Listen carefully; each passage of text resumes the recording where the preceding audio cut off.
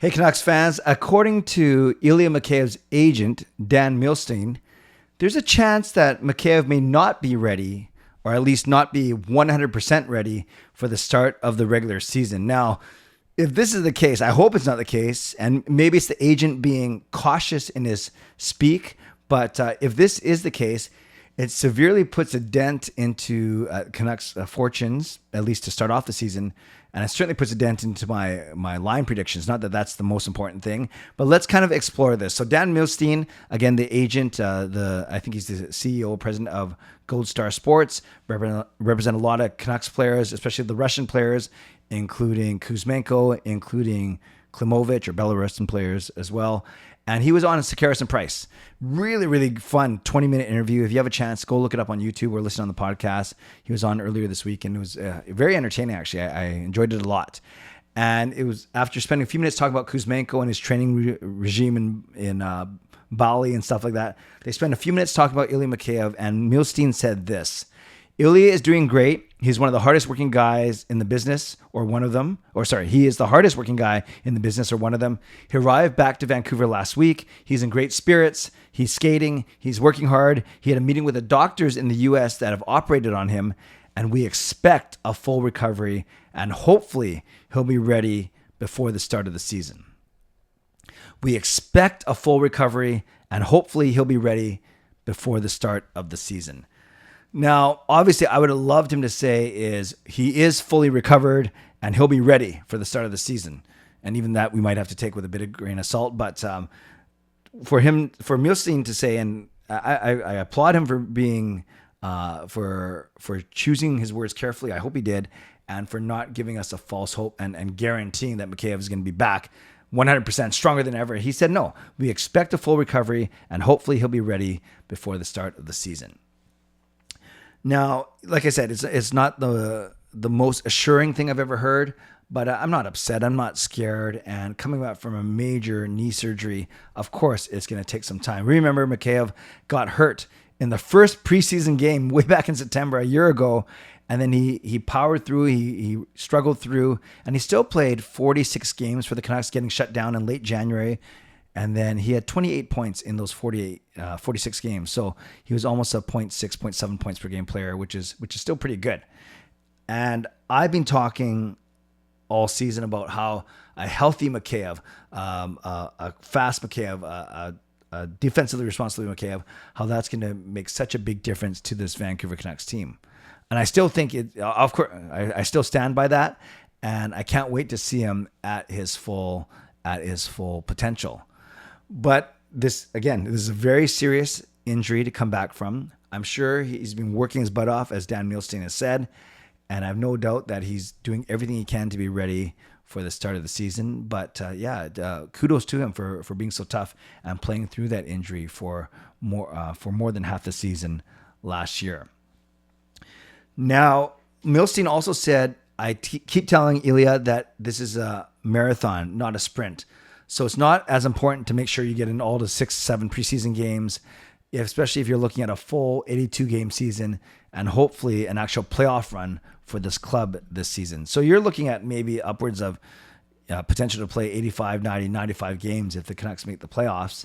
And that's not even including the preseason games. So it would make sense if they don't rush into the preseason games. They don't rush his rehab and his recovery so he's ready for game one of the preseason, because who cares? You want to be ready for game one of the regular season.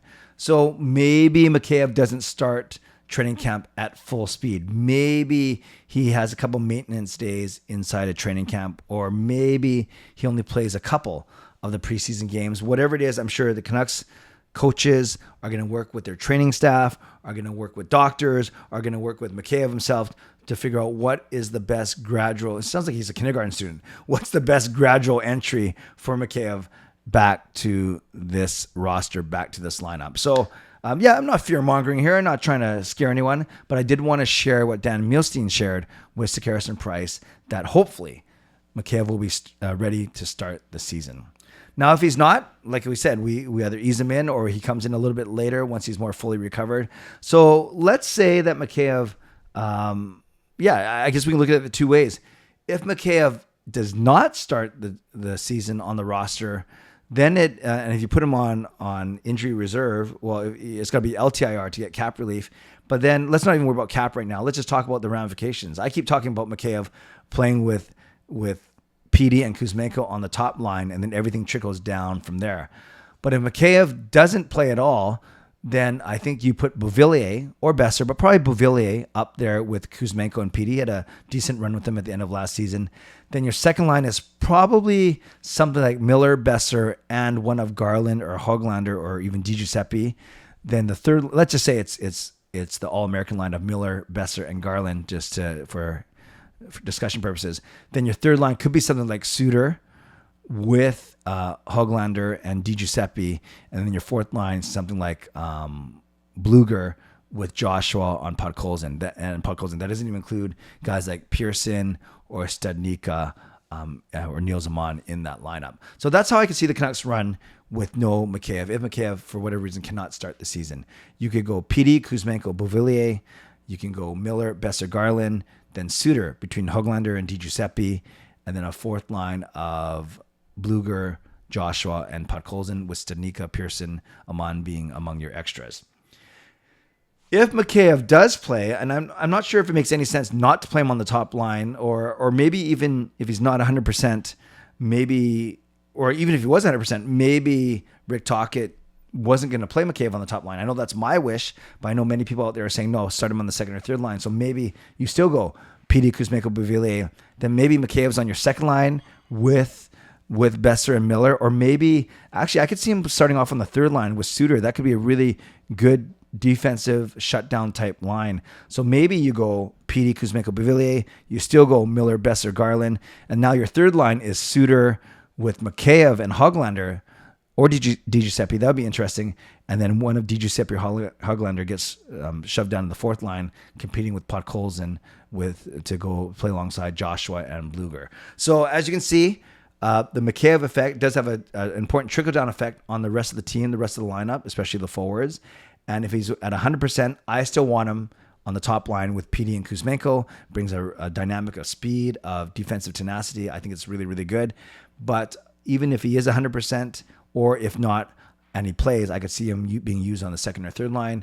And of course, if he's not ready at all, don't rush it. Again, it's not a sprint, it's a marathon. So let's make sure that he's fully healthy, or at least close to it before, let's say he's fully healthy before he actually attempts to return to the lineup. So Canucks fans, let me know what you thought of this news, or what you think of this news if you're hearing it for the first time. Does it concern you, or is it just another thing that we got to keep our eye on? Another storyline as we head into training camp just 3 short weeks from right now. I'm streaming tonight. Hope you guys enjoy me at 10:30 p.m. for my last live stream of the week. We had a great members live stream last night, and now it's for everyone tonight. So I hope you join me right here on YouTube, 10:30 tonight.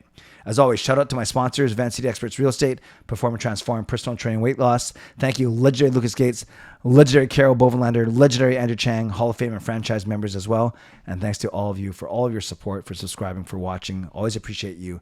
Never take you for granted. Subscribe, like the video, become a member, upgrade your membership, or leave a tip, and definitely leave a comment down below your thoughts on this Ilya Mikheyev news or potential news. Stay safe, stay healthy, take care of yourselves, and take care of each other. See you tonight at 10:30 p.m. for my live stream. God bless, and go Canucks go.